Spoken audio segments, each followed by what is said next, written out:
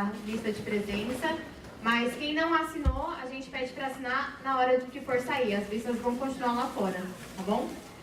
Hoje, a nossa mesa tem um tema que é Por Trás da Moda, o trabalho escravo nas indústrias têxteis.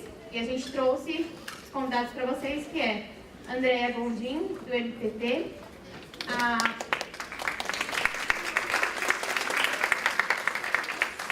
Marina Sampaio, que está representando o Programa Estadual de Erradicação do Trabalho Escravo,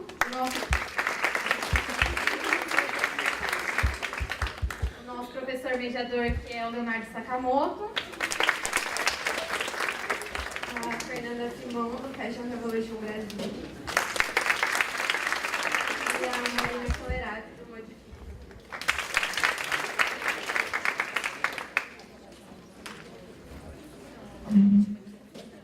Bem, boa noite a todos e todas. Estou feliz de estar abrindo aqui o segundo dia da Semana de Jornalismo da PUC, de 2017. E agradecer a presença de todo mundo. Coincidentemente, a mesa já estava planejada há muito tempo, né? A decisão da temática já tinha sido feita pelos alunos há muito tempo, mas coincidentemente calhou de ser no momento em que o tema é o tema da semana, das últimas 2 semanas. Um dos principais temas é a questão do trabalho escravo contemporâneo. Para fazer apenas uma contextualização para quem está escondido numa caverna e não viu notícias nos últimos 10 dias, o governo federal, no dia 16 de outubro, ele publicou uma portaria, uma decisão ministerial, alterando as regras para fiscalização do combate ao trabalho análogo de escravo no Brasil. Sobre as novas regras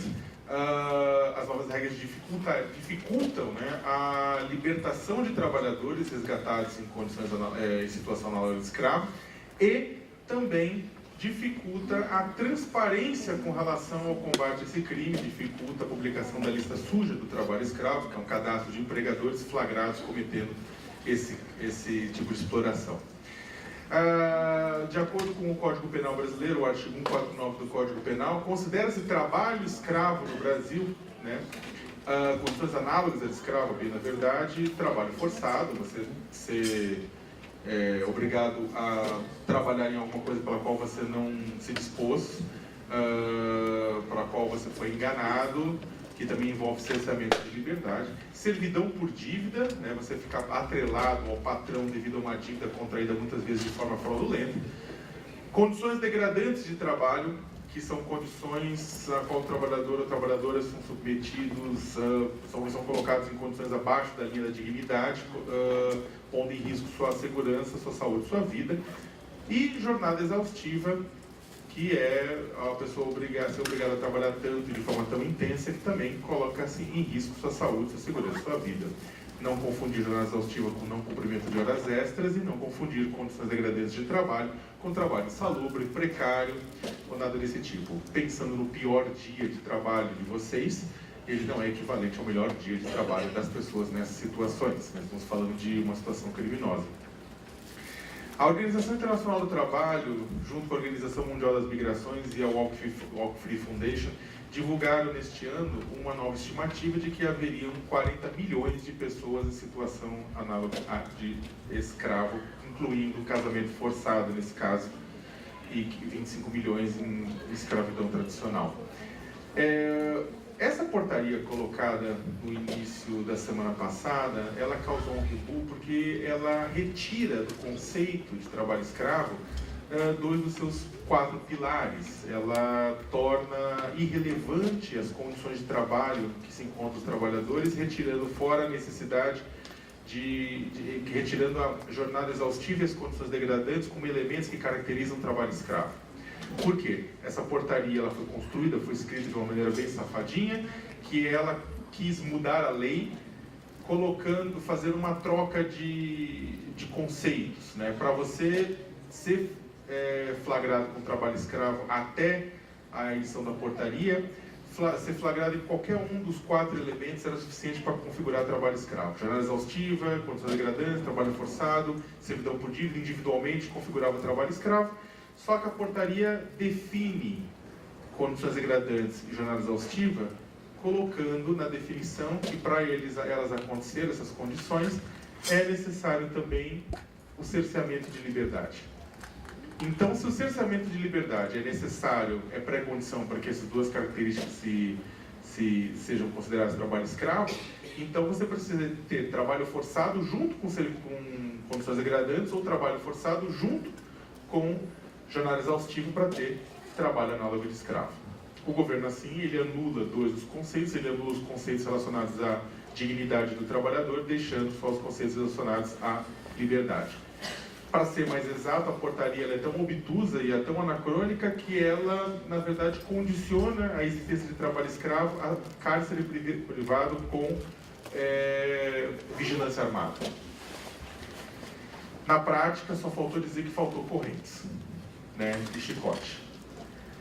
Ao mesmo tempo, ela dificulta a publicação da lista suja do trabalho escravo, que é o cadastro de empregadores flagrados por esse crime, colocando a lista que sempre foi uma decisão técnica, a publicação, foi o Departamento Técnico do Ministério do Trabalho que divulgava essa lista semestralmente desde 2003, ela teria que passar agora a ser divulgada após uma determinação do Ministro do Trabalho, ou seja, uma decisão passa de ser técnica para ser política. Entre outras alterações que dificultam a publicização dos nomes de quem foi flagrado com trabalho escravo. Isso foi uma demanda da bancada ruralista, de setores da construção civil e de setores também do vestuário têxtil e da indústria têxtil também, que são setores com incidência de trabalho análogo de escravo.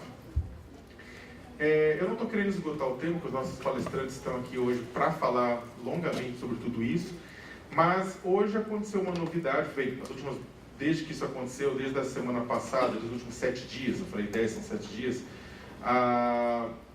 o tema virou um rebu, ganhou a imprensa nacional, ganhou a imprensa internacional, Guardian, Reuters, New York Times, Xinhua, Daily Mail, Independent, fora do Brasil, para dizer alguns fora do Brasil, Associated Press, France Press, e fora toda a mídia nacional, televisiva, radiofônica, internet, impresso, tudo dando atenção para isso, porque não sei se a gente está falando muita coisa técnica, mas vamos deixar bem claro, o governo Temer dificultou a libertação de escravos, ponto.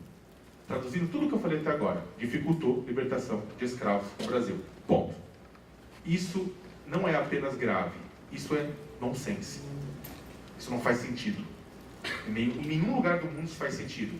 E por isso a imprensa está caindo matando desde então. A Procuradoria-Geral da República foi contra, ex-presidentes foram contra, Ministério Público Federal, Ministério Público do Trabalho, ONU, atores, jornalistas, personalidades intelectuais, todo mundo indo contra, e do outro lado, a favor, Confederação Nacional da Indústria, Confederação Nacional da Agricultura, bancada ruralista, prefeito João Dória, ministro Belário Maggi, Michel Temer, Gilmar Mendes. Dá para colocar na balança e entender um pouco, tipo, que grupo é qual. Não preciso nem xingar um grupo.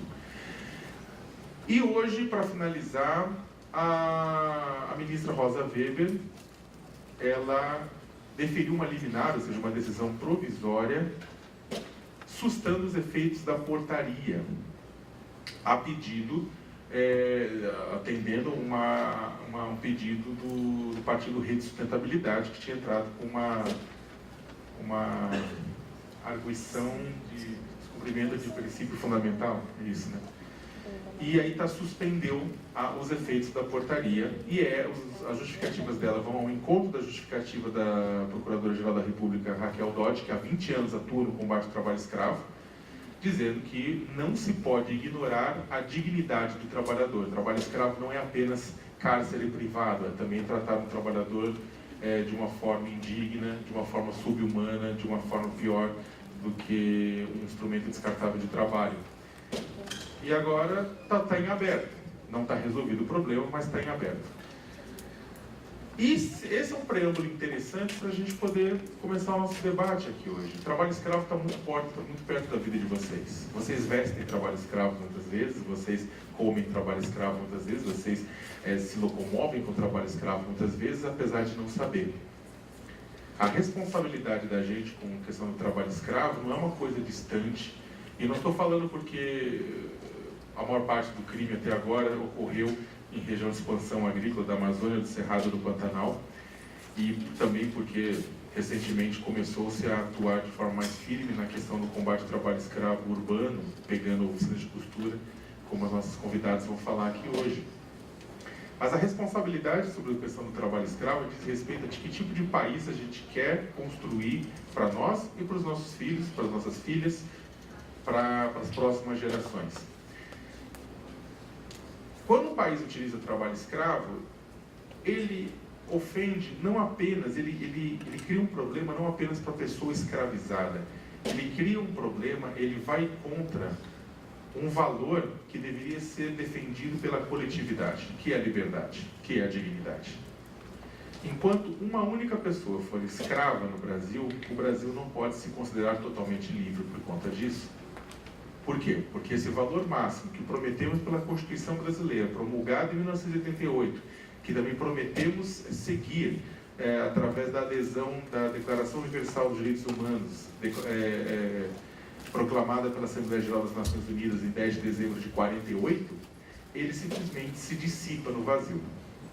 Então, defender o combate ao trabalho escravo, combater de forma firme qualquer maneira de explorar o trabalhador e reduzi-lo a nada, um instrumento descartável de trabalho, não é apenas função de profissionais especializados como as que nós temos aqui na mesa hoje, mas é função de cada pessoa que desfruta de uma liberdade enquanto há alguém que continua em cárcere privado.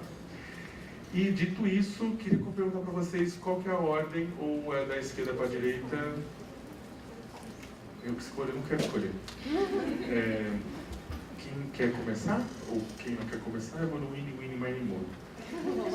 Hã? Você está com a apresentação, eu estou bem tranquila de apresentação, então você quer começar? Então tá, contigo. Então tá, de lá para cá.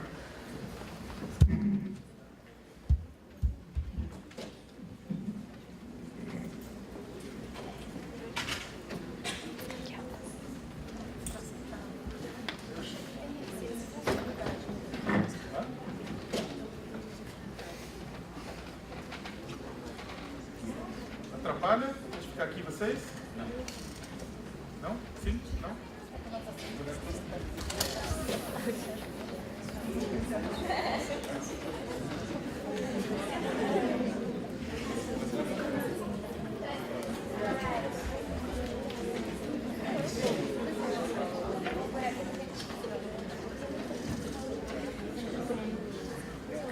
Boa noite, pessoal.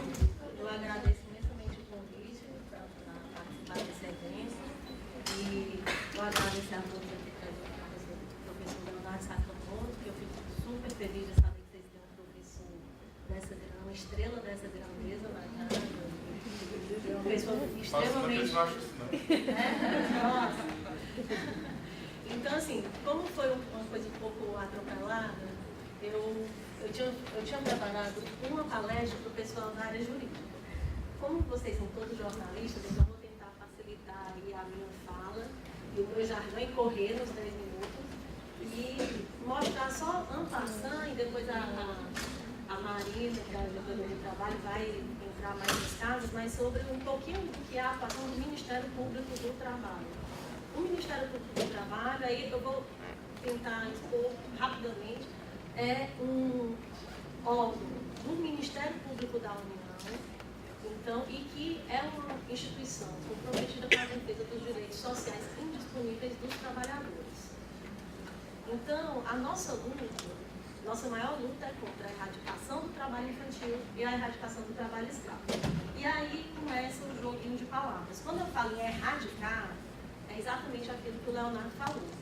Nós não queremos que exista nenhuma única pessoa em situação de redução à condição análoga à de escravo no país. E é por isso que a nossa meta é erradicar. A gente não quer diminuir. A gente não quer que vá de 1000 pessoas para 100. A gente quer que não exista uma chave que mostra a nossa história. E aí, dentro desse contexto de erradicação do trabalho escravo, é importante que vocês percebam por que a gente fala trabalho escravo, mas na verdade o tipo penal é redução à condição análoga de escravo. Por quê? Porque a escravidão foi abolida em 1888 de forma formal. Então não existe escravidão no território.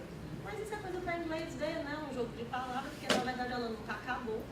Porque as relações sociais não se modificaram de tal forma que a gente possa dizer que possibilitou essa mudança.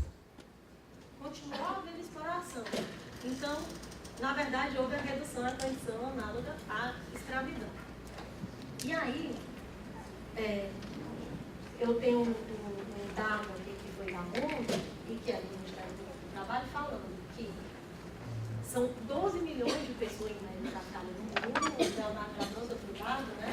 E mais de 2 milhões dessas pessoas traficadas. Por que isso é uma estimativa? Porque realmente é só uma ideia do que a gente tem de tão grotesco nesse mundo. Os dados, na realidade, costumam ser bem piores.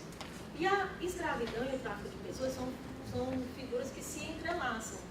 Então, por isso que eu entro primeiro no protocolo de Palermo, que é um protocolo internacional de combate ao tráfico de pessoas, para depois entrar no tipo da escravidão contemporânea.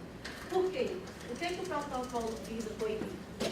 A ação de recrutar, transportar, transferir, alojar ou acolher pessoas através de ameaça, uso da força, coação, rapto, engano, abuso de autoridade. Então, vejam, o próprio protocolo internacional de que o Brasil é signatário, ele não faz referência que tem que haver restrição à liberdade de locomoção e ponto. Ele fala em várias figuras, e dentre elas está o engano, está o abuso de autoridade, pode ser o abuso também do poder parental, de um parente, em relação à vítima. Agora, eu quero que vocês tenham noção de que qual é o fim dessa figura. Sempre vai ser a exploração. E essa exploração vai justificar a atuação do Ministério Público do Trabalho quando ela é relacionada à condição análoga à de escravo. Né? E aí, por isso, que aqui eu passo para o Código Penal. E só para ressaltar para vocês, passando também, de que realmente o Código Penal, ele vai falar em várias figuras, que não só a restrição de liberdade. Vejam só, do jeito que a portaria do Ministro do Trabalho ficou, fica praticamente impossível o Ministério do Trabalho e Emprego receber uma denúncia de um trabalhador que está submetido à condição análoga de escravo, porque ele não tem liberdade de locomoção. Como é que ele vai conseguir acessar os órgãos para poder dizer o que se passa com ele? Ou será que a gente precisa lembrar do que aconteceu com José Pereira? Que, para conseguir fugir da fazenda em que estava escravizado, ele e um amigo, o amigo foi assassinado e ele precisou se fingir de morto para chegar ao pastoral da terra, a prelazia de Dom Félix do Araguaia e fazer a denúncia. Então, assim, só em casos raríssimos nós conseguiríamos uma denúncia nesse caso. E aí nossos dados sobre o combate ao trabalho escravo iam despencar, como despencaram esse ano, por conta do sucateamento da fiscalização que sofreu um corte orçamentário de metade do orçamento previsto para fiscalização. Então, aqui são os tipos, o Leonardo já falou, eu vou passar. Quais são as orientações da nossa Coordenadoria Nacional de Trabalho Escravo? O que é a jornada exaustiva? Porque parece mimimi, tanto que a gente escutou, e aí é que eu estou no exercício da minha liberdade de cátedra também, a gente escutou um ministro do Supremo Tribunal Federal falar que também estava ali em condição de trabalho escravo. Quando, na verdade, essa falta de sensibilidade demonstra o desconhecimento justamente do que é uma jornada degradante. Porque ela vai ser medida em relação, e é em caso a caso, cada flagrante de ação fiscal nunca vai ser igual ao outro, mas vai medir essas circunstâncias de intensidade, cadência do trabalho, frequência, ritmo, desgaste e outras causas que causam prejuízo ao trabalho daquele setor. E aí, no caso do setor têxtil, as longas horas sentadas, costurando, sem interrupção, com barulho de uma máquina, por 16 horas seguidas, amamentando com o filho no colo, morando, dormindo e trabalhando no mesmo ambiente. Se isso não for jornada degradante, se não for uma circunstância degradante de trabalho, fica difícil perceber o que seria. Agora, talvez aí eu vou para um outro extremo, o trabalhador na cama. Foi feita uma pesquisa pelo professor Rodolfo Pamplona, ou é Rodolfo Vilela, se eu não me engano, lá em Campinas, do pessoal da Câmara. E ele demonstra que o trabalhador no canavial, ele é submetido a um desgaste físico, uma intensidade e frequência do trabalho, que qualquer um deles poderia ser triatleta. Então, assim, você pensa isso, que você faz talvez isso uma vez na semana, no dia que você trabalhou mais naquela semana. Mas você imagina isso dia após dia, semana após semana, né? E aí é aí que a gente vai fechando a circunstância degradante de trabalho. E o que na verdade eu troquei, né? A jornada exaustiva e o que seria a degradância. A gente tem um caso emblemático que um trabalhador em âmbito rural falou assim, foi para uma audiência com o juiz e falou: doutor, o empregador, esse cabra, ele está me devendo, porque ele matou meus gados. Aí o juiz perguntou para o trabalhador: como é que você matou o gado dele? Ah, não sabe o que é, doutor? A água da gente era tão suja para beber que eu troquei pela do gado, que era mais limpinha. Aí o gado morreu. Então, eu acho que vocês, como jornalistas, profissionais que vão entrar nessa área, a gente precisa dessa sensibilidade social para perceber o que é que se passa na realidade com esse trabalhador, que não está trabalhando dentro do ar-condicionado, que não tem o conforto que a gente tem no dia a dia e que é trabalhado, e que trabalha como bicho. E não é visto pelo aquele empregador como pessoa. E aí, pasmem, o empregador continua lucrando. Porque aquilo não é uma entidade assistencial que não dá lucro. Então, aquilo é uma empresa. E com o lucro que tem, precisa reverter para o ônus do seu empreendimento e de tratar os seus trabalhadores de uma forma decente, né? E aí, como se trata de uma grave violação a direitos humanos internacionalmente reconhecida, inclusive através de tratados internacionais, fica difícil, nesse momento dessa portaria, não perceber a gravidade em que a gente vive nos dias atuais, né? Aqui eu vou passar, é uma cena de uma oficina de costura, em que a trabalhadora trabalhava longas jornadas, num ambiente em que se confundia casa com trabalho e com o filho no colo de tenridade, né? E aí aqui eu vou pular essa parte, que não vai dar tempo mesmo, mas os dados regionalizados do Ministério Público do Trabalho em relação ao tráfico de pessoas para fins de trabalho escravo apontam um índice muito maior no ano de 2015, 2014, para a região sudeste. E aí cabe aquele questionamento: é porque aqui se escraviza mais ou porque aqui se fiscaliza mais? Porque a equipe da auditoria é melhor, mais bem equipada e com profissionais em maior número, né? Assim, para a gente ter noção de como os números também podem mascarar uma cegueira deliberada da nossa sociedade, né? Aqui eu trouxe um vídeo, eu só vou passar se der tempo, que é exatamente sobre essa questão da moda. Aqui foi outra foto de uma oficina em Americana, em que houve ação fiscal. Olha que condição, né? Os fios, a iminência do incêndio aí. E aí, a gente trata aqui de um caso emblemático, eu vou pontuar alguns. Eu ainda tenho algum minutinho. O caso Zara. Por que o caso Zara? Foi uma atuação que o Ministério Público do Trabalho fez em conjunto com o Ministério do Trabalho e Emprego. Em 2000, e a partir de 2000, a gente começou a ver, dentre os dados do Ministério do Trabalho e Emprego, um aumento do índice de resgate de trabalhadores em áreas urbanas e, sobretudo, no estado de São Paulo, que abriga várias confecções, vários atacadistas, no Brás, no Retiro, né?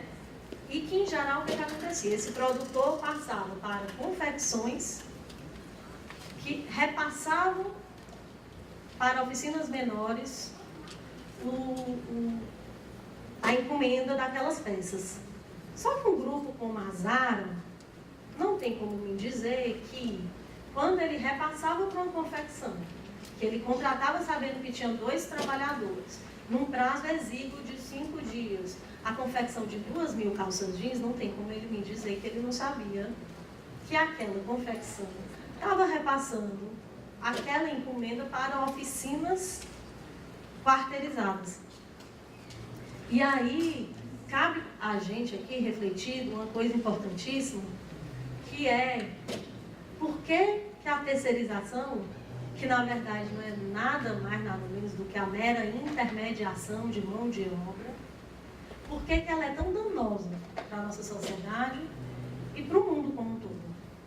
Porque é a única relação triangular em que se interpõe uma pessoa entre o fornecedor e o produtor e a matéria-prima fica mais barata.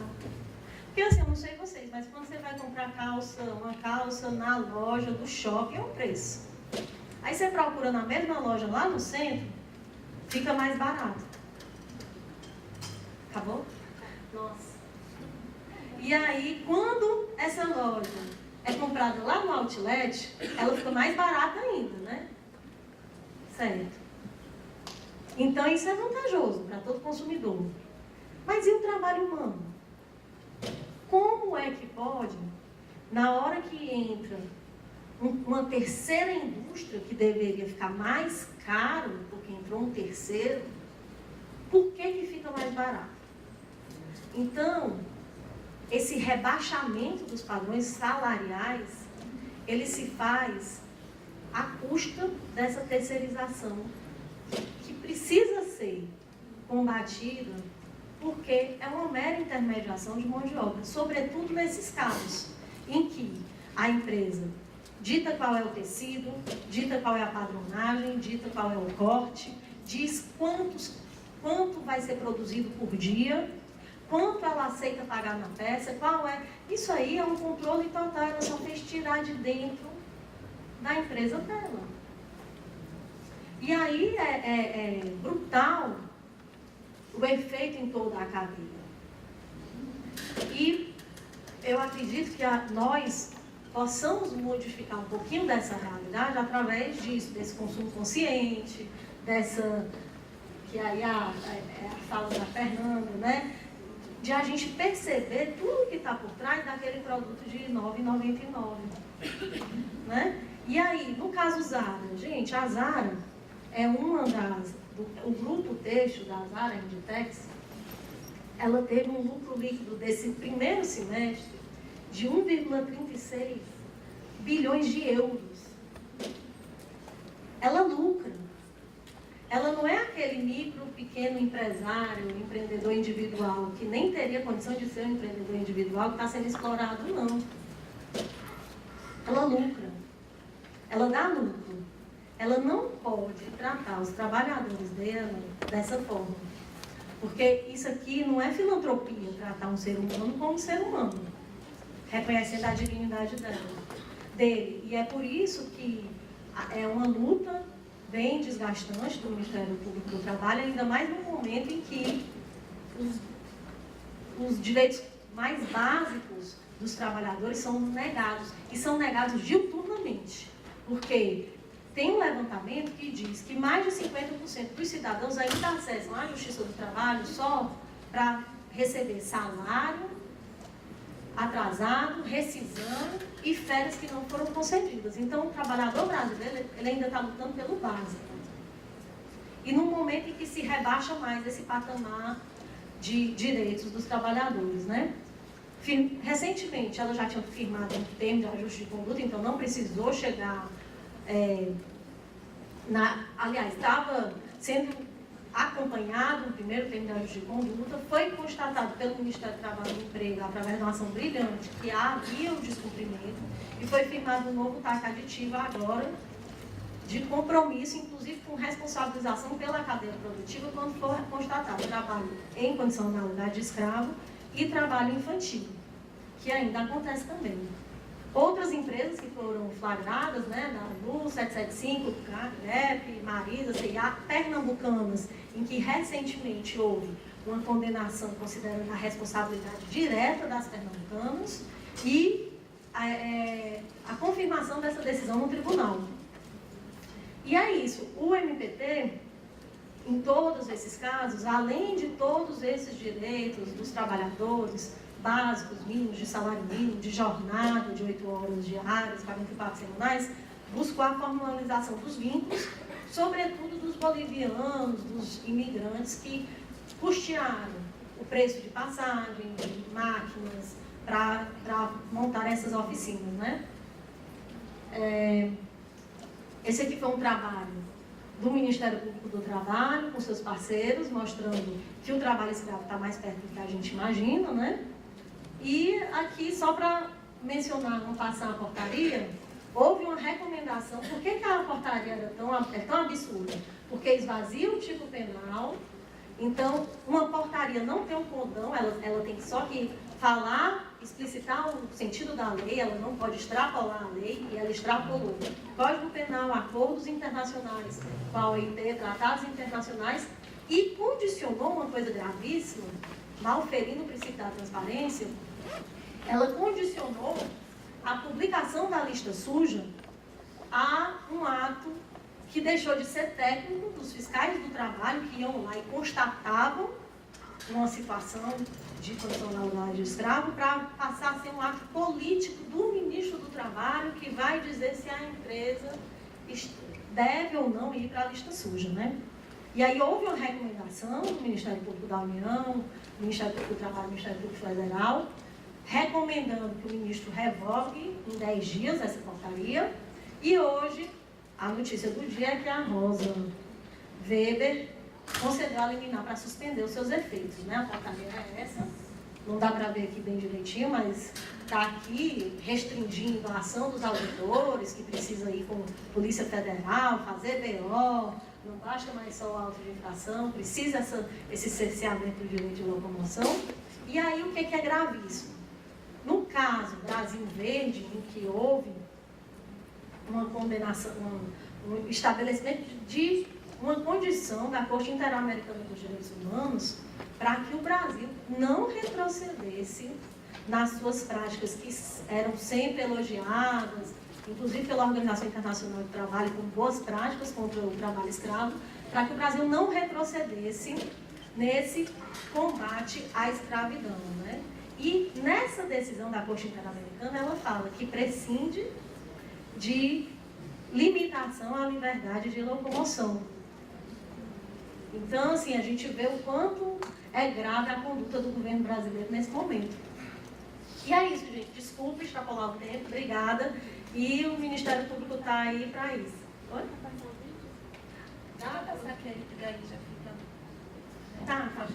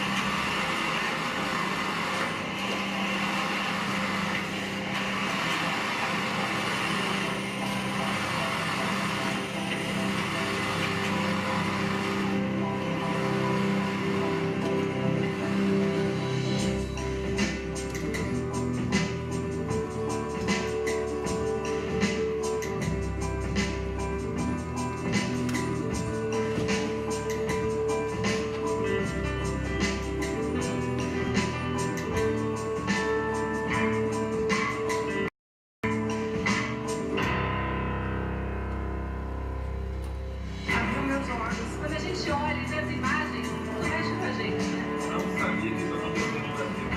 Agora eu vou falar mais pra pensar. Depois de ver tudo que eles te passam. Não dá pra ficar construindo tanto sabendo disso. Daqui em diante a gente tem que pesquisar. São seres humanos que estão do lado.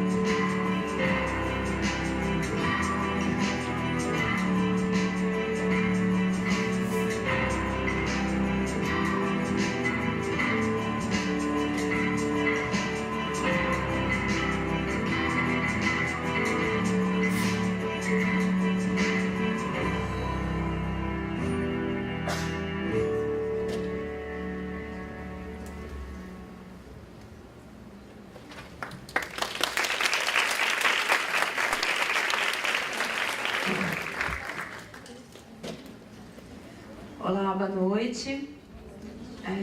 Gratidão pelo convite de estar participando dessa mesa. Bom, antes de começar a falar do Fashion Revolution, vou só falar do vídeo, né, que foi realizado, o Fashion Revolution realizou em parceria com a ONG 27 Million, a ONG Stop the Traffic e o Ministério Público do Trabalho. Então, foi uma ação de conscientização que a gente realizou no dia 28 de janeiro do ano passado, que é o dia do Dia Nacional do Combate ao Trabalho Escravo. E realizamos outras vezes também outras parcerias com o MPT, muito bem sucedidas, né, ações de conscientização. E então, vou voltar aqui para a apresentação, começar a apresentação e explicar o que é o Fashion Revolution. Bom, meu nome é Fernanda, eu sou coordenadora nacional do Fashion Revolution no Brasil. Bom, o Fashion Revolution ele surgiu em 2013, quando aconteceu um acidente em Bangladesh. Um prédio que abrigava diversas confecções desabou, confecções de roupas, né? Mais de 1.000 pessoas morreram, mais de 2.500 pessoas ficaram gravemente feridas e, assim, gravemente impossibilitadas de trabalhar novamente, sem braços, sem pernas. Foi um acidente realmente muito grave, considerado um dos piores desastres industriais de todos os tempos. E esse tipo de acidente acontece com frequência, infelizmente, né, nos países asiáticos. No mesmo mês do Rana Plaza, uma outra fábrica pegou fogo, houve um incêndio que outras pessoas morreram. Então, assim, é uma questão que até parece que está longe da gente, mas, na verdade, muitas marcas conhecidas que nós vestimos, que tem nos shoppings do Brasil, que todo mundo conhece, produziam nessa fábrica. Então, o problema está mais perto do que a gente pensa, né? E também todas essas questões de trabalho análogo a escravo no Brasil, também como a Andrea já mostrou, várias marcas conhecidas já foram flagradas. Então, perante toda essa situação, alguns profissionais que já trabalhavam com uma moda mais ética, mais engajada com a sustentabilidade, decidiram se unir e fazer desse dia um basta.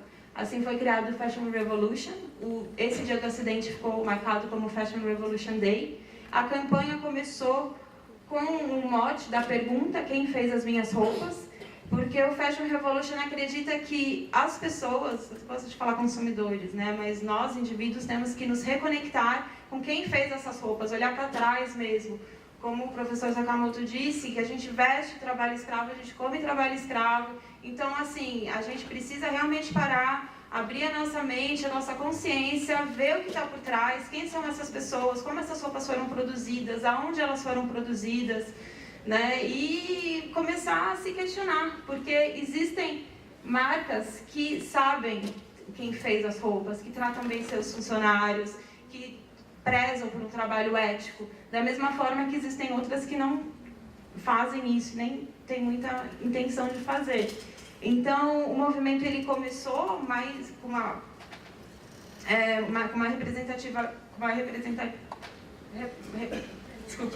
representatividade maior assim, nas redes sociais, mas assim, até com a pergunta, os consumidores, né, os indivíduos perguntando quem fez mais roupas, as marcas respondendo. Muitas pessoas da moda, de outras instituições, iniciativas conhecidas e grandes aderiram à causa.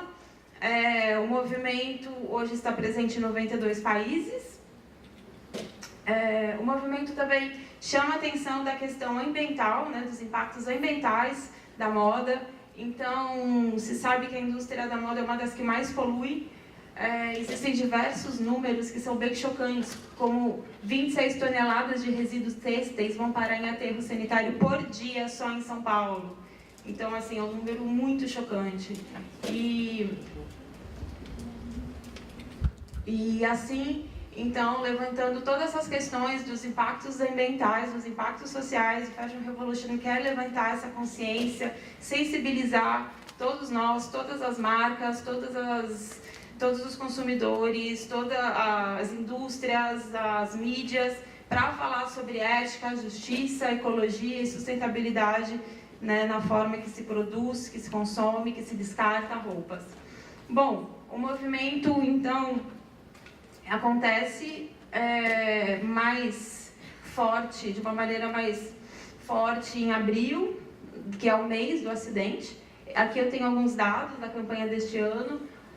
Esses dados são do Brasil, então nós tivemos eventos em 36 cidades do Brasil. Foram 225 eventos e 420 voluntários articulados. Então, é muito interessante, aqui no próximo slide eu tenho o crescimento do ano passado para este ano. Em 2015, não está aqui neste gráfico, mas a gente teve 15 eventos. Então, é muito interessante de ver o quanto que o movimento cresce, quanto as pessoas estão interessadas em participar, quanto elas se sentem mobilizadas pela causa. O que, assim, eu me encho de esperança, sou uma pessoa bem positiva e eu vejo que, assim, o movimento vem cumprindo a sua missão e que tem muita gente interessada em fazer diferente, em criar outras possibilidades, em achar alternativas, né, para toda essa problemática. Aqui eu mostro um pouco dos números do educacional. A campanha ela tem um pilar educacional muito forte. Nós estamos na verdade a gente tem estudantes embaixadores em 31 faculdades. Né? Na campanha deste ano, 50 faculdades participaram, a maioria faculdades de moda, mas a gente teve faculdades de jornalismo, de publicidade, de administração, outros cursos também participaram. Mas esses estudantes e as próprias instituições organizaram 150 atividades durante essa campanha.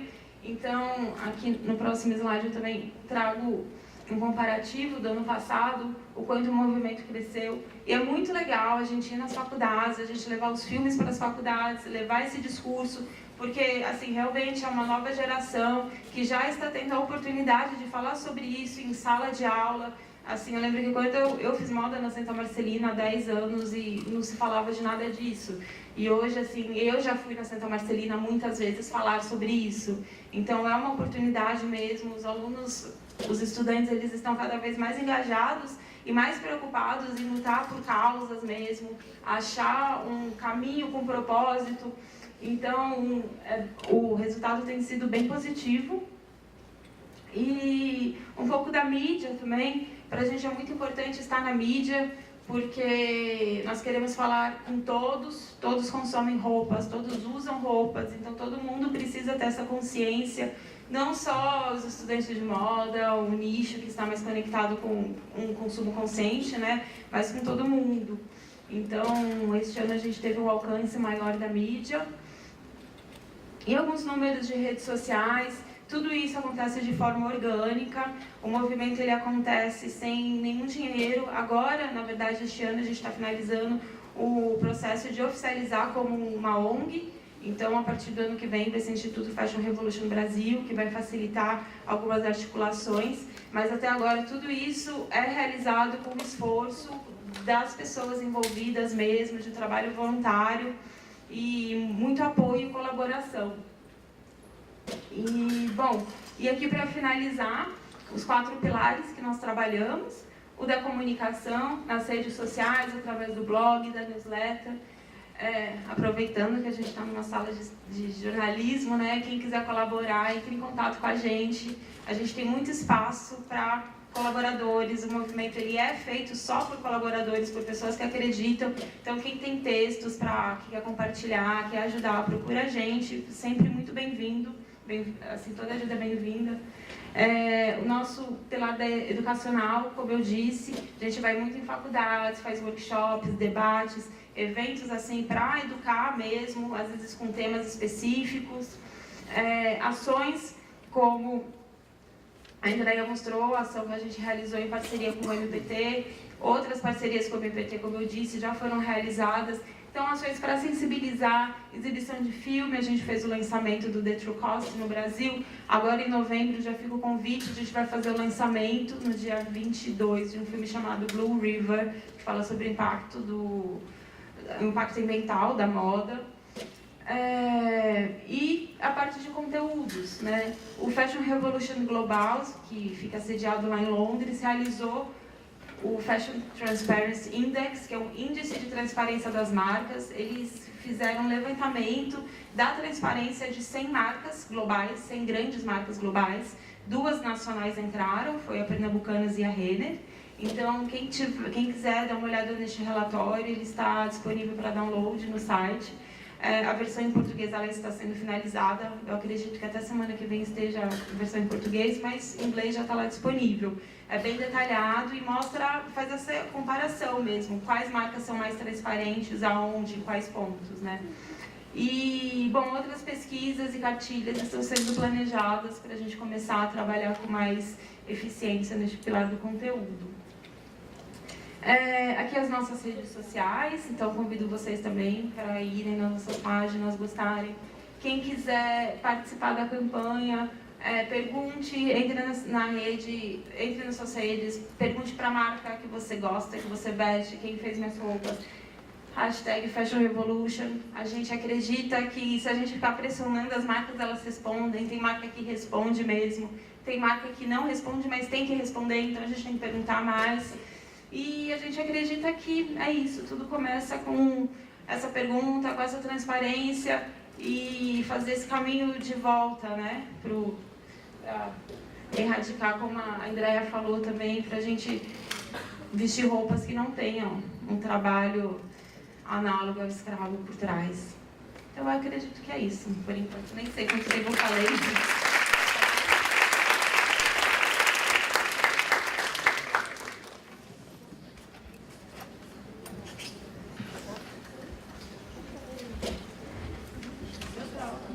Acho que é mais fácil. Para me botar um pouco.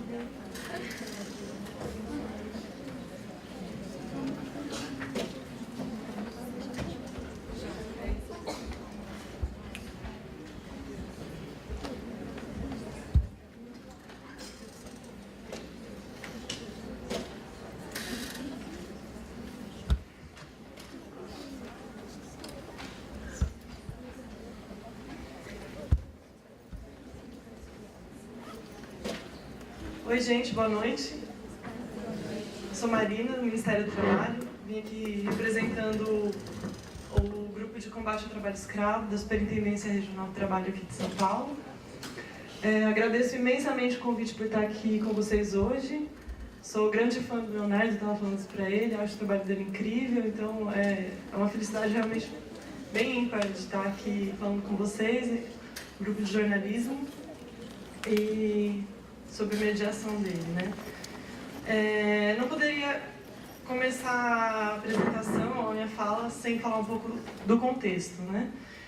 Eu acho que esse tema é importante ser debatido agora, principalmente porque acredito que todos tenhamos percebido aqui que a gente está num momento de inédito retrocesso social no Brasil, um momento de retiradas de direitos trabalhistas jamais visto na nossa história, né? Desde que nós tivemos as primeiras greves gerais, pelas conquistas de direitos, passando pela CLT, Constituição, nunca antes a gente teve um desmonte tão grande dos direitos trabalhistas como a gente tem observado agora, a partir desse governo que entrou de uma forma bastante duvidosa. Junto com a questão da reforma trabalhista, que não foi imposta, não foi democraticamente escolhida, né? Foi uma imposição. Nós tivemos agora essa portaria do trabalho escravo, que, como o Leonardo e a Andrea falaram muito bem, é uma legalização da escravidão, né? E ela dificulta e impossibilita, na verdade, com que a gente consiga identificar e fazer o resgate desses trabalhadores. O nosso grupo de erradicação de combate ao trabalho escravo de São Paulo, ele é voltado exclusivamente para a identificação e resgate desses trabalhadores que estão em condições que nós consideramos como análogas a de escravos, segundo o Código Penal.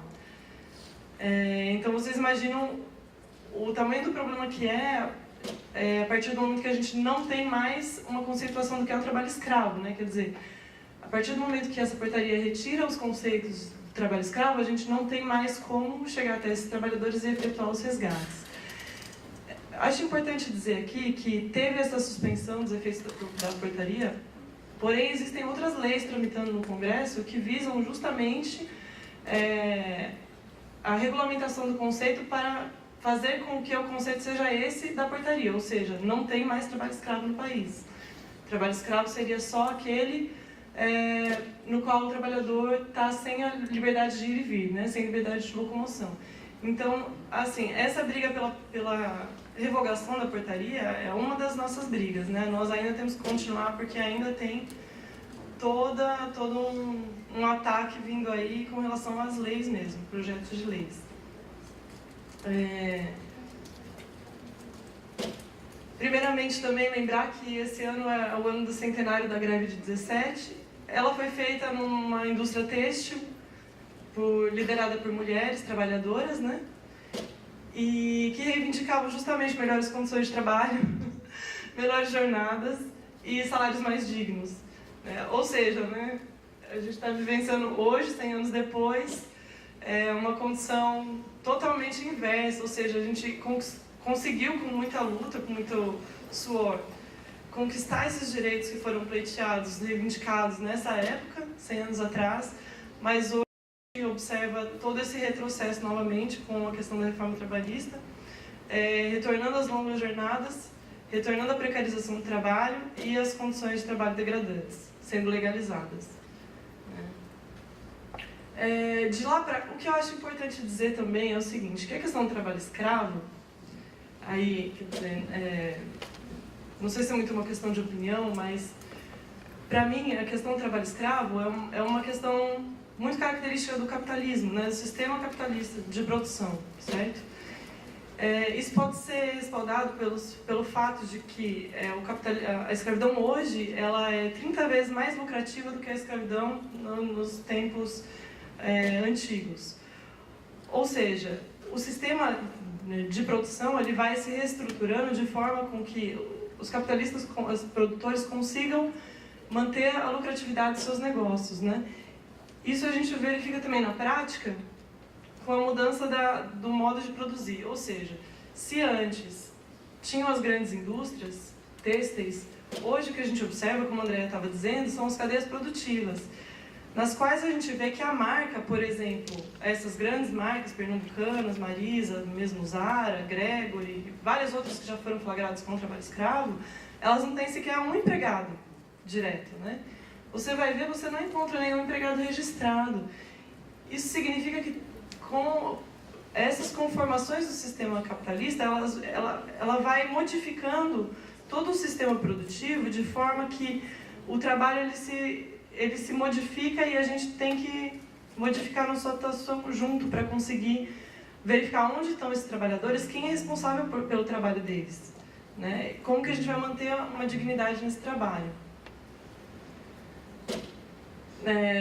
Aqui, esse é um desenho da cadeia produtiva que mostra a questão da terceirização, quarteirização, né? Nas ações do Ministério do Trabalho, normalmente a gente faz todo um estudo, uma verificação do trabalho dessas cadeias, né? Então a gente verifica não só a própria marca em si, como as confecções, que são as intermediárias, e que normalmente são elas que subcontratam os oficineiros, né?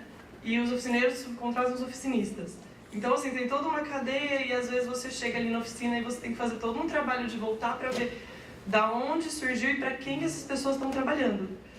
Porque os trabalhadores dizem que eles estão trabalhando para aquele oficinista, mas na verdade o oficinista também é um explorado ali, né? Ele está trabalhando da mesma forma que os oficinistas, ganhando tão pouco quanto, em jornadas tão exaustivas quanto, em condições tão degradantes quanto. Normalmente eles moram todos juntos, inclusive, né? Então a gente não pode considerar que aquele é o empregador do outro, certo? Estão todos na mesma condição, uns um pouco menos pior do que os outros, né? A nossa atuação prioritária tem sido nas oficinas de costura, que são a parte mais baixa aqui dessa cadeia, né?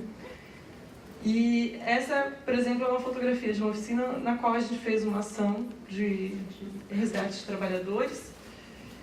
E a foto demonstra que tem criança trabalhando e fiações expostas por todo lado, que configuram, por exemplo, a condição degradante que a gente estava falando, né? A condição degradante, ela não é só a pessoa, ela é também, mas não é só ela não ter água potável para beber ou uma cama confortável para dormir, ela também tem risco de explosão, de incêndio,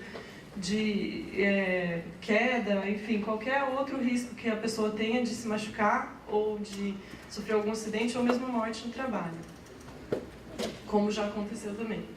Essa é aquela foto da Andréia, do Ministério Público do Trabalho, e outra foto de fiscalização oficina. Essa frase eu achei muito emblemática, eu ouvi de um empregador numa fiscalização esse ano, aí eu trouxe só para ilustrar um pouquinho, né, a nossa conversa. Me trouxeram um trabalhador doente. Para mim não tem utilidade nenhuma, devolvam ele para o país dele, né. Essa foi uma fiscalização de trabalhadores imigrantes de outro país, em que a gente estava tentando fazer a regularização, né, tentando fazer o registro desses trabalhadores e o pagamento das verbas rescisórias. A Superintendência de São Paulo recebe desde os anos 80 as denúncias de violência nos ambientes de trabalho relacionados com o fluxo migratório sul-americano para a região metropolitana de São Paulo. No entanto, apenas no ano de 2010, a gente fez o primeiro resgate, né? Isso não é à toa. Nós temos muita dificuldade, eu digo, instituições de combate, de erradicação ao trabalho escravo, de combater esse crime.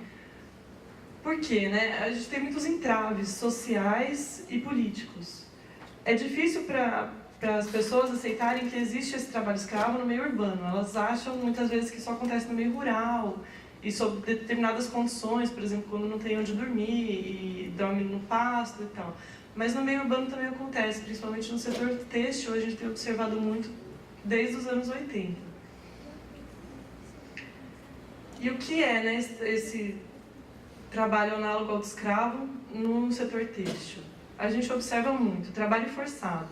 São as formas de trabalho ou serviços exigidos sob a ameaça de uma sanção, ou trabalho não espontâneo. Esse trabalho, diferentemente do que a portaria está querendo, né, prever que seja mediante alguma violência física ou com restrição de liberdade, muitas vezes essa restrição ela acontece por ameaça, por exemplo, de deportação. Então, a grande maioria dos trabalhadores, grande não, cerca de 40% dos trabalhadores resgatados no estado de São Paulo, eles são migrantes, né, ou de outras regiões ou de fora. E normalmente as ameaças são de deportação. Então, o próprio empregador ele fala que se o empregado quiser pleitear algum direito ou quiser fazer uma denúncia, ele vai ser deportado. Isso não é verdade, né? A gente pode regularizar a situação dele aqui no país e fazer o pagamento das verbas dele, inclusive fazer a emissão das guias de seguro-desemprego. No entanto, isso, por desconhecimento mesmo, isso é utilizado como uma forma de manter ele no local de trabalho, como se fosse uma forma de privação de liberdade mesmo, né? Outra forma é a retenção de documento. Muitos empregadores eles pegam os documentos desses empregados e não devolvem, aí a pessoa fica assim sem saber o que fazer.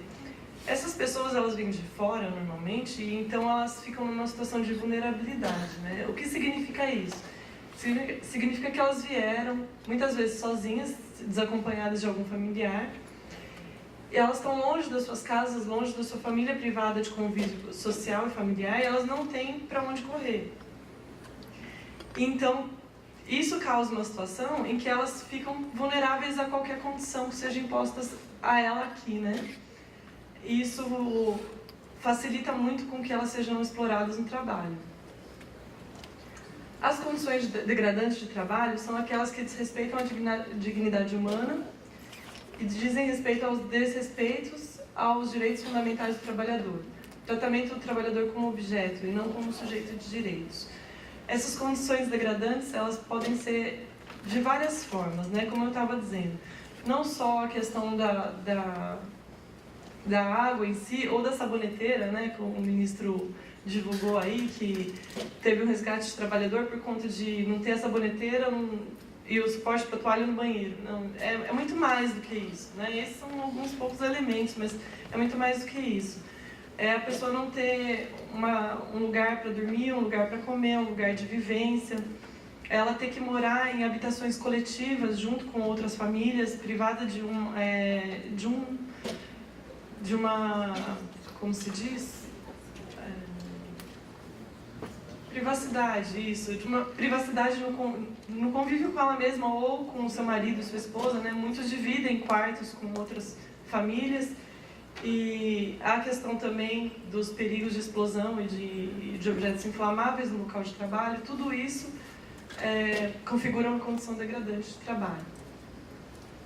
A restrição da locomoção do trabalhador, que é a questão do cerceamento, né, do uso de transporte, vigilância ostensiva mesmo, a posse e retenção de documentos, endividamento por dívidas também, né, que acontece muitas vezes, já teve até alguns documentários que passaram em vários canais, em várias mídias, em que o trabalhador ele vem desses outros países, Bolívia, Peru, por exemplo, e ele tem que custear a passagem dele e outros custos da viagem. Quando chega aqui, ele não recebe para isso, ele não tem o dinheiro para devolver esse valor que foi pago, porque assim, o empregador paga, mas acontece que depois ele tem que devolver para o empregador, e é prometido para ele, é combinado com ele, que ele vai devolver quando ele chegar e trabalhar. Então ele começa a trabalhar e ele tem um caderninho onde ele anota tudo que ele tem que devolver, tudo que ele tem que pagar para o empregador. O que acontece no final das contas? O que ele recebe não é suficiente para ele pagar a dívida dele, então ele fica sempre trabalhando para pagar uma dívida que ele nunca vai sanar, né? Isso é uma forma de restringir a liberdade dele, ele não se vê com liberdade suficiente para poder sair daquela situação e voltar para a terra natal dele, ele não tem condições financeiras para isso. Muitas vezes não tem condições psicológicas também, ele se sente na obrigação de cumprir e adimplir aquela obrigação. O trabalho sobre jornadas exaustivas também, que a Andrea estava dizendo, né, a questão do ritmo do trabalho, da intensidade. Normalmente, aqui no estado de São Paulo, nas oficinas têxteis, nós encontramos o trabalho mais ou menos assim, cerca de 14 a 16 horas de trabalho por dia, né, dos trabalhadores. Isso é muito, né? A legislação prevê 8 horas diárias, ainda tem uma flexibilização aí de mais 2 horas extras por dia, total de 10 horas. Mas a jornada exaustiva, ela pode ser mesmo quando tem 8 ou 10 horas de trabalho. Isso não acontece muito, mas poderia ter, né? Que seria como, né? A pessoa não ter intervalos para descanso durante essa jornada, ou, por exemplo, o trabalhador ele tem uma meta de produção tão alta que ele trabalha num ritmo absurdamente acelerado para conseguir cumprir aquela meta e entregar a produção que ele tem que entregar no final do mês, né? E isso configura também a jornada exaustiva.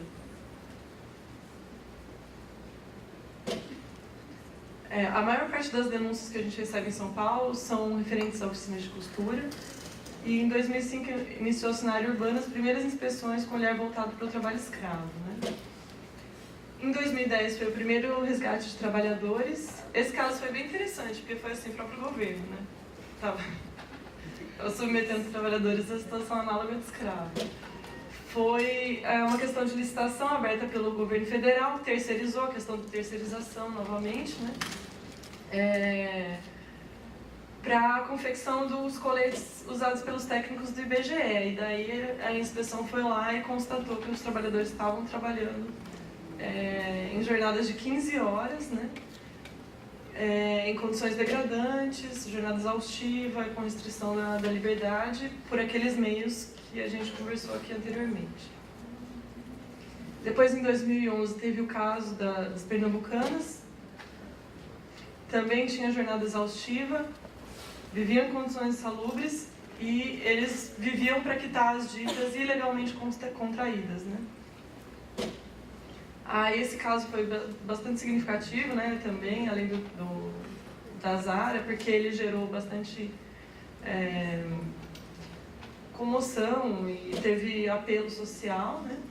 E o da Zara, em 2011, que 3 oficinas fornecedoras da marca foram flagradas com 67 bolivianos e peruanos, né? Eles eram obrigados a costurar, né, cada pessoa 30 peças por hora. Então, assim, independentemente da total da jornada de trabalho, vocês imaginam o quanto que a pessoa se desgastava para ela conseguir produzir 30 peças numa hora, né? Aqui a foto da fiscalização.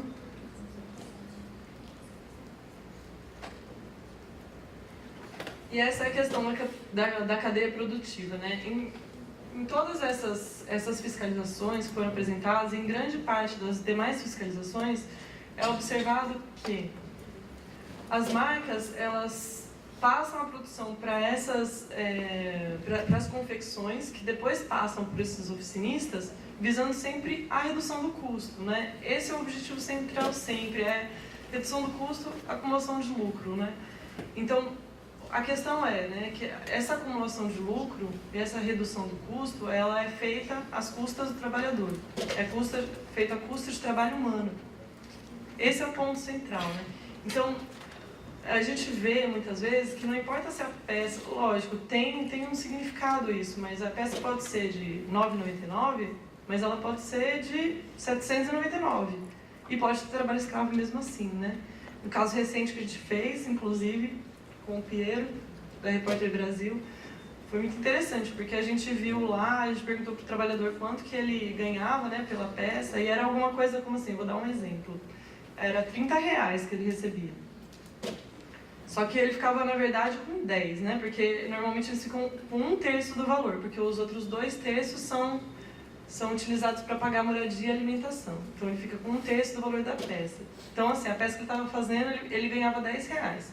A gente entrou no site da empresa para ver. A gente pensou, nossa, R$177. Daí a gente pensou, nossa, não, é 6 de R$177. Custava aquela mesma peça na empresa.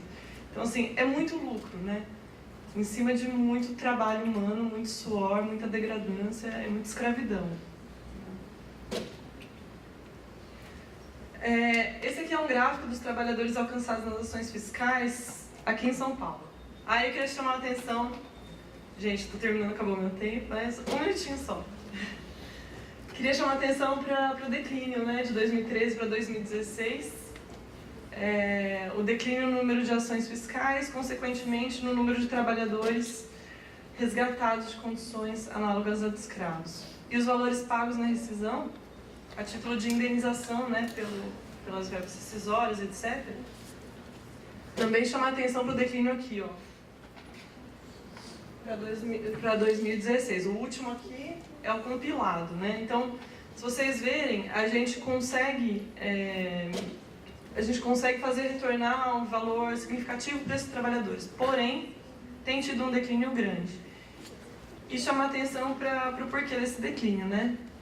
Um dos motivos, a Andrea estava dizendo, é o número de auditores fiscais. Não tem como não falar sobre isso aqui. Eu peço até licença para dizer, pedir socorro. Nós estamos sendo extintos. O Ministério do Trabalho está com cada vez menos auditores fiscais. Somos cerca de 2.300 para todo o Brasil. É muito pouco.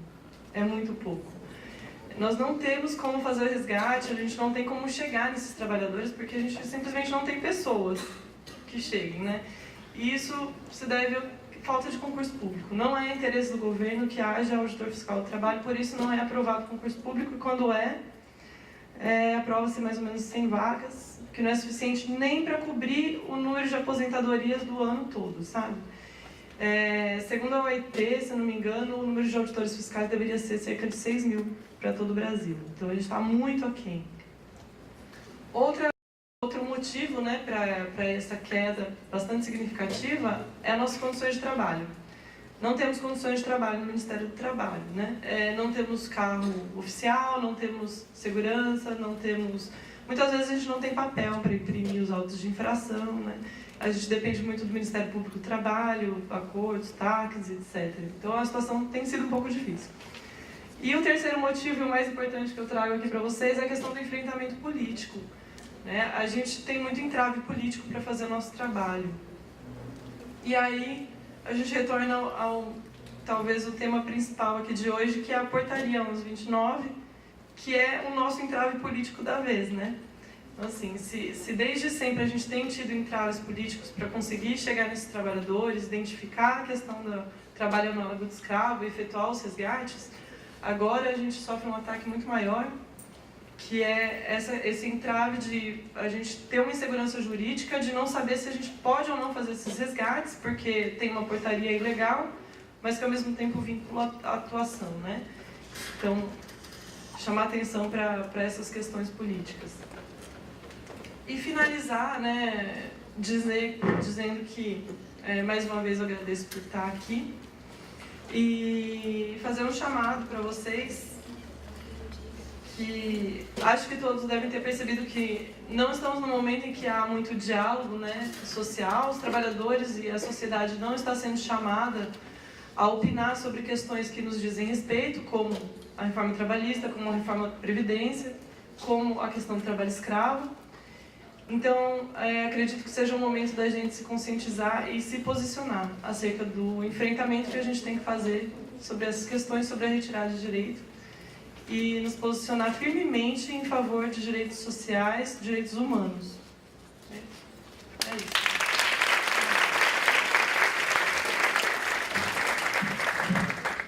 O João Marina tem um vídeo dela, né? Vocês colocam? Mas eu vou só dar uma introduçãozinha, aí eu já... Não, estava ligado. Eu vou dar só uma introduçãozinha, daí eu já chamo o Felipe, ele é meio que no meio da conversa. Então, pode ficar tranquilo. Bom, gente, boa noite. Eu agradeço o convite de estar na mesa aqui com todos vocês. Eu sou a Marina Coerato, hoje eu represento o Modifica. O Modifica é uma plataforma de nicho, mas que ela vem sendo bem conhecida por pautar moda com enfoque em sustentabilidade. O nosso maior objetivo é criar um diálogo aberto com a sociedade, quando a gente fala consumidores, sociedade civil, quem trabalha dentro e fora da moda, estudantes, acerca das questões que a gente chama de sustentabilidade 360, né? Questões culturais, sociais, ambientais, e a gente traz um enfoque muito grande na questão do recorte de gênero, que eu vou falar um pouquinho para vocês também. Eu venho somar assim na mesa, quando me convidaram no meio de última hora, por isso também não trouxe uma apresentação, como alguém que trabalhou no Bom Retiro. Eu trabalhei dentro de uma confecção do Bom Retiro, então o Bom Retiro é um dos maiores polos têxteis do Brasil, da América Latina, né? Eu vivenciei o chão de fábrica, então é um olhar de quem passou por lá. E depois de lá, um trabalho mais de perto com a indústria. Eu também sou formada na área de moda. E uma vontade muito grande de trazer esses temas para um diálogo mais geral, que todos pudessem entender, conversar e participar. E aí, vendo as pessoas que estão aqui na mesa e tudo, eu falei com a Sofia, né? Bom, eu vou trazer um recorte de gênero, porque quando a gente fala de trabalho na moda, é importante a gente lembrar que cerca de 75% da indústria é formada por mulheres. Então, isso a nível Brasil e a nível global isso é meio variável, mas vamos dizer 80, 85%. Eu tomo muita água porque tenha 2 pessoas, tenha 100 pessoas, eu sou tímida, eu sempre fico nervosa. Então, quando a gente fala de trabalho na indústria têxtil, a gente está falando de mulheres. Desde o centenário, a indústria têxtil, historicamente, é uma indústria formada por mulheres. Também eu tenho uma história de imigração por trás da indústria têxtil. Ela sempre, nos Estados Unidos e na Europa, a questão da imigração foi muito forte, quem trabalhava nas fábricas têxteis, enfim. E a gente começou a observar a necessidade de olhar para esse recorte e falar sobre ele e, acima de tudo, escutar essas mulheres. Quando a gente fala de um olhar que eu chamo meio de outsider, a gente às vezes não consegue nem entender muito as motivações, o que as mantém aqui, a dinâmica social e até mesmo capitalista que coloca essas mulheres numa situação de vulnerabilidade social, e aí elas vão inevitavelmente ser tragadas pelo sistema. Enquanto mulheres, elas sofrem não só com as violências relativas ao trabalho, mas estupro, assédio, violência doméstica. Então, tudo isso está envolvido e pautado na vida da mulher que trabalha na indústria têxtil. E tem um estudo que ainda está fechado da PANA Social, mas que a nível Brasil estima-se que são 900 mil mulheres em vulnerabilidade social dentro da indústria têxtil. Como a Marina falou, números são muito difíceis, né? Porque a gente está trabalhando com estimativas, porque há muita informalidade, a gente não consegue traçar o perfil, enfim. Então, eu vou apresentar aqui para vocês, além dessa perspectiva da indústria da moda, um pouquinho do que a gente falou na nossa reportagem. É só um teaser bem curto, assim, acho que tem 1 minuto, e aí eu convido vocês depois a acessarem, porque a gente conversou com mulheres imigrantes que passaram pela situação do trabalho análogo, que saíram dele, que hoje ajudam outras mulheres a sair dessa situação também. Então, é só um teaser para eu entrar um pouquinho mais e trazer umas considerações do que eu acredito que a gente pode pensar e fazer para chegar não só num trabalho digno, mas enquanto indústria da moda, num trabalho com significado. Isso parte muito do posicionamento de mídia, né? A gente precisa dos jornalistas envolvidos nessa pauta.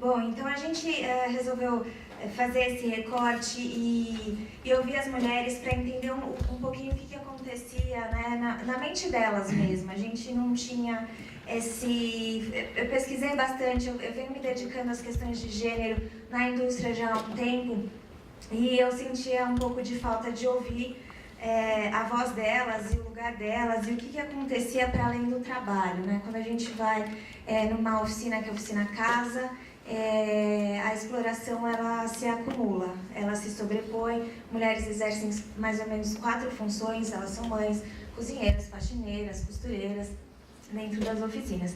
E nas considerações finais que esse trabalho trouxe e uma relação próxima com diversos players, ONGs, organizações, tentativas de associações por parte de iniciativa privada, público, enfim. É que uma coisa que às vezes a gente esquece de faltar é que essas mulheres não estão aceitando passivamente a situação. E quando e por que é importante a gente falar isso? É porque existe uma responsabilidade nossa enquanto sociedade em fortalecer a voz dessas mulheres também. Não falar por elas ou lutar por elas, mas com elas. Né? Então existem organizações como o CEOP, Frente das Mulheres Migrantes, Coletivo Worms, todas elas estão reconhecendo e demandando melhoras. Isso é interessante que a gente tira um pouco o foco até mesmo de como elas se organizam quando o Estado está ausente, né? Elas precisam achar uma maneira de se proteger e proteger quem está vindo também. Nesse diálogo também uma coisa que às vezes não é muito falado, quem está muito fora da indústria às vezes não sabe, é que o apoio de organizações como o Centro de Apoio ao Migrante, a Missão Paz, outras ONGs e coletivos, eles são essenciais para conseguir tirar essas pessoas de uma situação de exploração. Eu falo isso porque muitas delas têm medo, não entendem. Quando vocês leem a reportagem, vocês vão, isso vai ficar mais claro para vocês, eu deixo o convite, leiam lá. E aí, o apoio das organizações organizações é essencial. E, novamente, o nosso apoio enquanto sociedade, enquanto mídia, também é muito essencial, né? Quando a gente vai nessas organizações porque a gente quer saber mais, até ouvir os trabalhadores, você entende as necessidades que eles passam, a falta de apoio e como é que eles estão se organizando, com cursos profissionalizantes, ajudando a levar essas mulheres na delegacia, por exemplo, rodas de conversa de empoderamento dentro das comunidades onde elas estão inseridas, porque eles não fazem elas se locomoverem, eles sabem que isso é um desafio, então eles levam as rodas de conversa para dentro. Então, conversando com mulheres trabalhadoras que tiveram essa situação, eu percebi que, enquanto mídia e enquanto sociedade, é essencial a gente reconhecer e apoiar esse trabalho. E aí a gente traz um outro ponto, saindo um pouco das questões das mulheres e olhando para a indústria macro. Mais ou menos 24% do volume de vendas da indústria hoje são das grandes marcas, dos grandes varejos, né? O resto, ele está bastante pulverizado. Isso é um super desafio para quando a gente fala de cadeia, né? Como é que a gente vai conseguir chegar em todos esses nomes? Porque uma coisa que acontece quando uma oficina que não está costurando para alguém muito reconhecido é que a gente não tem tanta mídia. E a gente não tem noção de quanto isso acontece, né? A gente tem as empresas criando ilhas de excelência para tentar tirar o enfoque delas, desse trabalho, e em volta a gente tem uma pulverização gigantesca, uma indústria muito informal, mais ou menos 30% da indústria têxtil brasileira é informal. Então, a necessidade da gente falar sobre isso e como é que a gente pode ir além enquanto sociedade. Acho que foi muito bem pautado pela Marina, ela falou, o sistema capitalista, ele tem essa característica, né? E quando a gente pensa, tem uma frase que eu acho muito interessante, que é um reformismo utópico pensar que a gente pode mudar o sistema sem tocar nas suas relações de poder. Então, como é que a gente faz essa transição, essa mudança, começando agora enquanto sociedade mesmo, a Fernanda falou, não enquanto consumidores, mas enquanto pessoas que precisam se colocar no lugar do outro para construir uma sociedade onde trabalho análogo à escravidão não exista, né? E para finalizar, assim, eu queria deixar até um convite para quem quiser endereçar mais ao tema, ir nas organizações e conversar com os diretores, com o próprio CAMI, com os trabalhadores que já saíram de uma situação de trabalho análogo e hoje estão tirando outras pessoas, apoiando outras pessoas, porque aí vocês têm uma visão muito de quem viveu. A visão de quem viveu, talvez a gente nunca consiga passar porque a gente nunca viveu, né? Eles conseguem. A gente participou de um evento que foi uma mulher que já passou por todo esse processo, ela fugiu de violência doméstica, enfrentou trabalho análogo à escravidão, saiu e hoje ela se organiza e leva outras mulheres também junto com ela para saírem dessa situação. Então, é muito diferente a gente ouvir também de quem já passou e esteve por lá. Então, é um olhar fora, meio de outsider mesmo meu, assim, de quem já esteve e não estou envolvida, né, com o Ministério Público, com o Estado. Então, como é que a gente pode pensar em maneiras de sair desse lugar enquanto sociedade?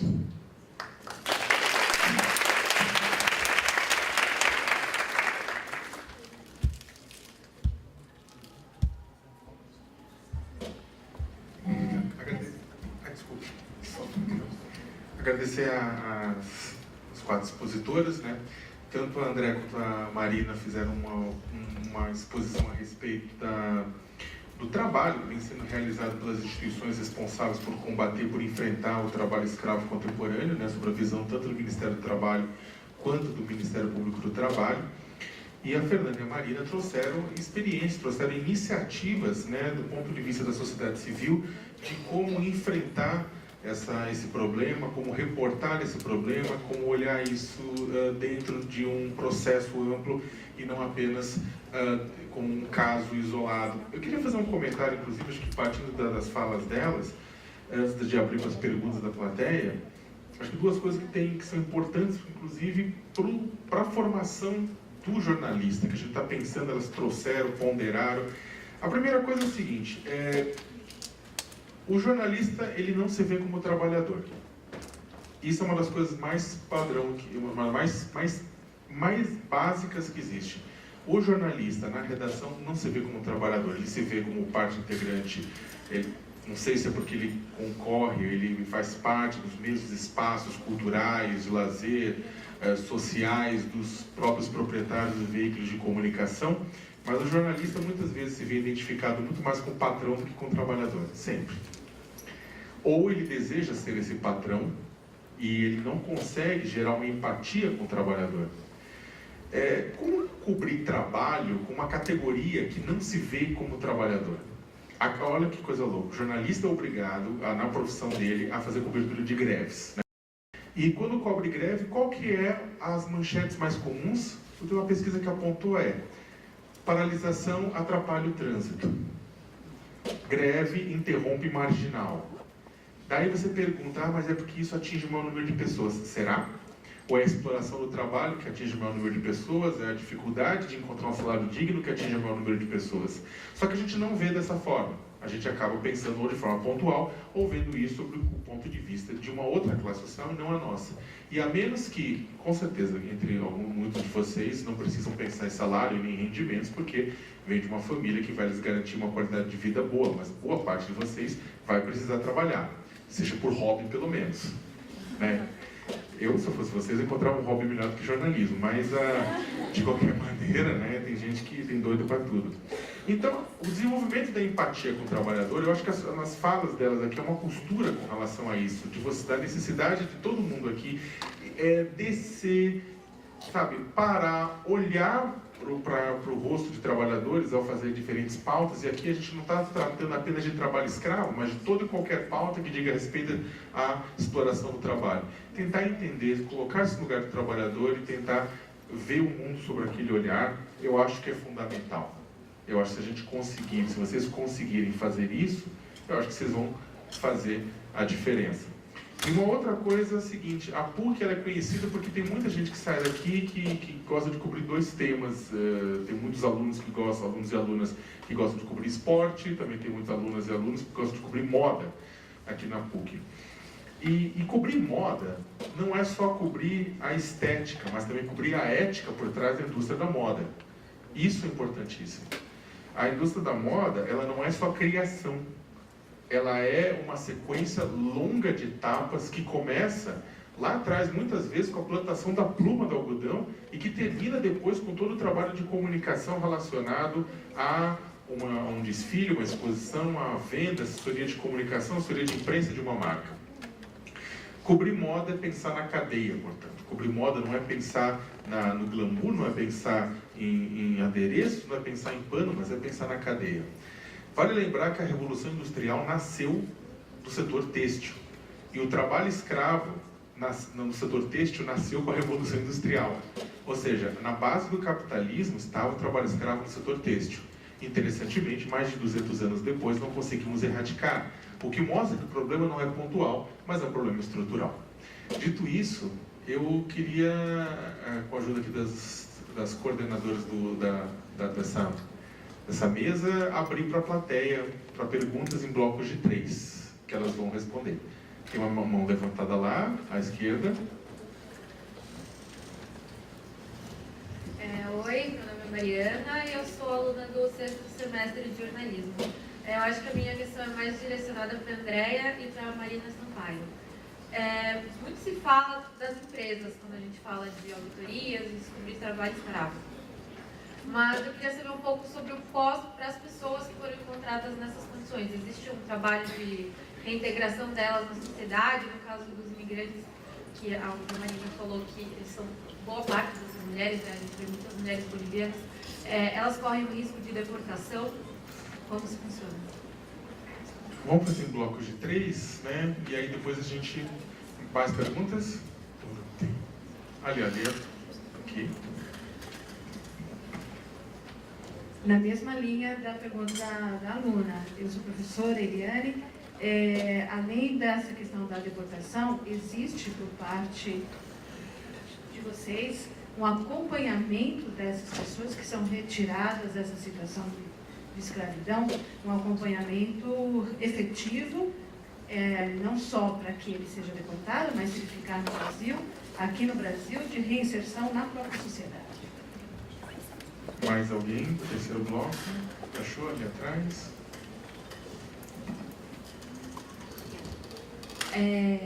Eu queria saber de que forma que nós, como cidadãos e consumidores, podemos não continuar financiando esse tipo de exploração. O boicote de grandes marcas, ele é suficiente, ele é eficiente dentro dessa cadeia que a gente não enxerga ao comprar uma blusa ou uma calça? Feito o primeiro bloco, quem quer começar a responder? Eu vou falar aqui da migração, só porque eu até pulei um slide rapidinho, que era para não atrapalhar a vida de vocês. Existe uma diferença básica no direito, aí eu já respondo a outra pergunta. A gente não quer a deportação da pessoa.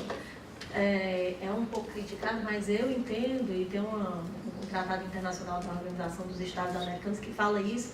Migrar é um direito humano, somos todos migrantes, a não ser que vocês sejam todos indígenas, porque eu não estou vendo nenhum indígena aqui. Então a ascendência de vocês veio de uma relação de migração. E aí, se você não pensar, a gente chegou aqui através de migração. E por que as pessoas migram? As pessoas migram, e isso acontece desde o início da história da humanidade, por melhor condição de vida, seja lá uma plantação que tinha num lugar e não tem no outro, ou por questões climáticas, e isso não mudou. As pessoas continuam migrando em busca hoje de melhores condições de vida e de salário. Então, assim, eu não vejo nenhum problema com a migração, eu vejo um problema de deportar um trabalhador que está sendo vítima de um crime. Talvez ele não se veja na condição de vítima que ele é, mas ele é vítima de um crime. Então, a nossa política não é de deportação, inclusive é o contrário. Nós queremos realmente conseguir que esse trabalhador, como vítima de um crime que foi, que ele receba o seguro-desemprego, que ele seja inserido em políticas públicas, e o Centro de Apoio ao Migrante, eu já tive a oportunidade de conhecer, ele recebe o migrante, ele promove aulas de português, aulas de cultura brasileira, o migrante fica lá até conseguir um emprego para dar vaga para outro migrante. Tem quartos que são familiares para o marido, a mulher, os filhos, tem outros que são só de mulheres, mas ele tenta, assim, dentro dessa medida, fazer essa inserção. A política do Ministério Público do Trabalho e a do Ministério do Trabalho e Emprego, ela ainda vai falar, mas também a gente segue a mesma linha, é de preservação e de respeito à dignidade da pessoa humana, seja ela de qual nacionalidade for. E aí é importante o jornalista perceber que tem uma diferença muito grande do tráfico de pessoas, em que há um crime,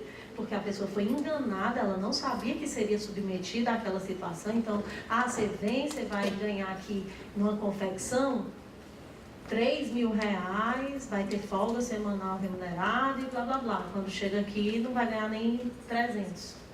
Então, essa pessoa ela foi trazida através de engano, isso é tráfico, isso é um crime, ela é vítima de um crime. O migrante em situação irregular, ele entra, tem um consentimento válido para ele ingressar no território nacional, mas ele não cumpre os requisitos legais. Então, é só uma questão de documentação. E o contrabando de imigrantes é quando ele paga um coiote, uma taxa legal para ingressar de forma irregular, mas ele sabe que está ingressando de forma irregular. Qual é a questão? No tráfico de pessoas, ela desde o início foi enganada. Mas o migrante em situação irregular, ele se sente numa situação de vulnerabilidade.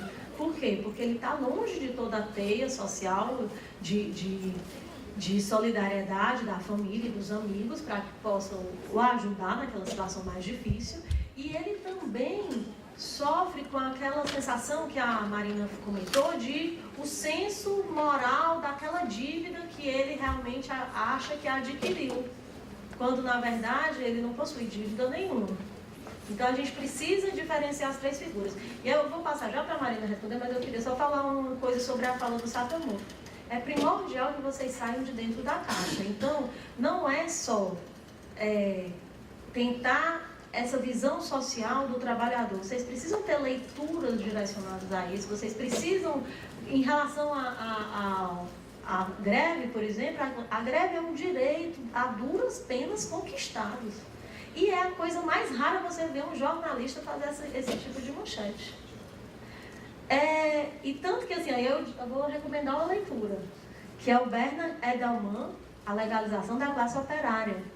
Quando ele fala que no momento em que foi dado o direito de greve para o trabalhador, foi o momento em que ele foi esvaziado.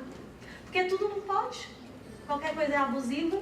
E como é que o trabalhador vai pressionar alguém de que ele tem aqueles direitos se ele não parar a fábrica? Se ele não parar a produção?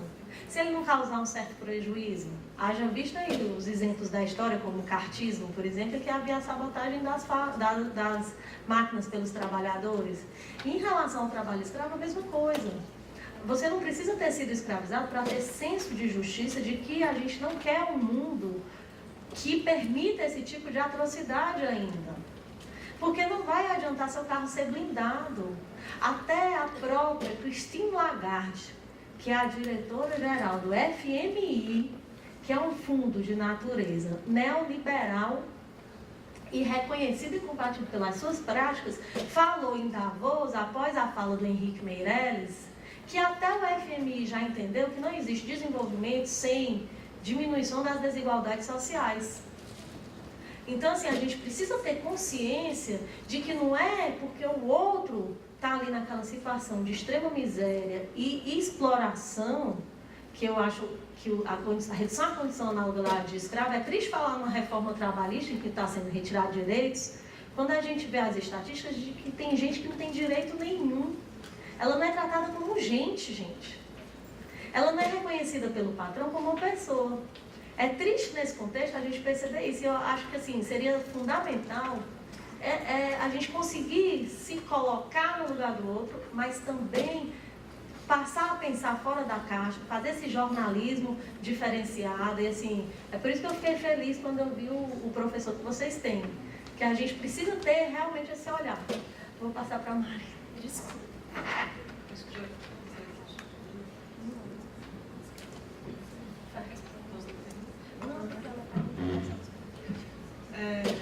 Então, um comentário rápido sobre essa questão da manchete, né?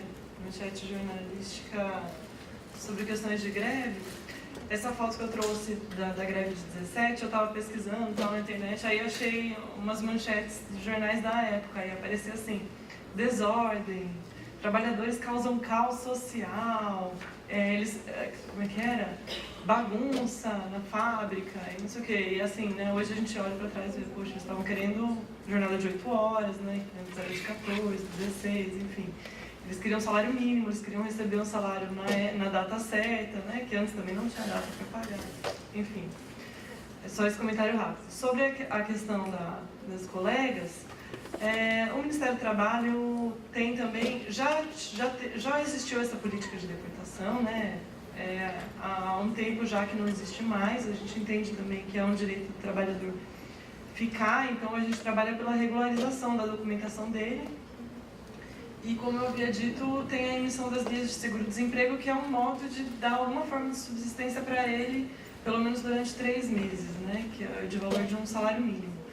A partir daí, os acompanhamentos são feitos pelos órgãos parceiros, né? Então, principalmente a Pastoral da Terra, a Missão Paz e outros órgãos da sociedade civil. Sim.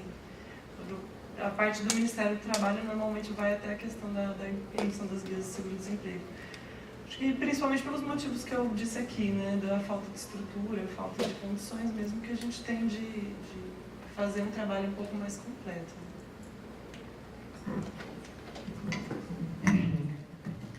Oi, sobre como o consumidor pode ter mais acesso e saber quais são as marcas que já foram flagradas. Eu acho que o primeiro passo é a conscientização mesmo, que existe essa possibilidade, que existe trabalho na língua escrava por trás das roupas E o segundo passo é a informação, assim, buscar informação. Existem ferramentas, o próprio Repórter Brasil tem um aplicativo, né, o Moda Livre. O Fashion Revolution tem um index, tem muita matéria e tem muitas marcas também, assim, marcas que trabalham com um processo tão positivo, assim, com uma história tão positiva socialmente, assim, que ela mostra essa história. Então, assim, se você conhece uma marca que tem uma história para contar, boa, ela fala, eu que fiz, sou eu que faço, assim, sabe? Se você consegue perceber quem são as pessoas que estão ali por trás, já fica mais fácil. Então, eu acho que o caminho é você se questionar mesmo, conscientizar, se informar e ir atrás, procurar mesmo quem está por trás. O boicote ele não pode ser um fim em si mesmo, né? Eu acho que um exemplo de como o boicote como fim em si mesmo não funciona são o caso das marcas de luxo.